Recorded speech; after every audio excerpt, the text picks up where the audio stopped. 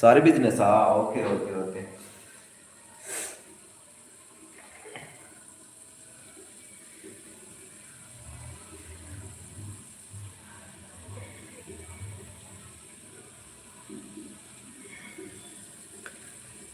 కళ్యాణి నా కళ్యాణి నా కళ్ళకి వచ్చింది, నా మనసంతా తెగ అల్లరి చేసింది. నా ఊహల పల్లకిలో నిన్ను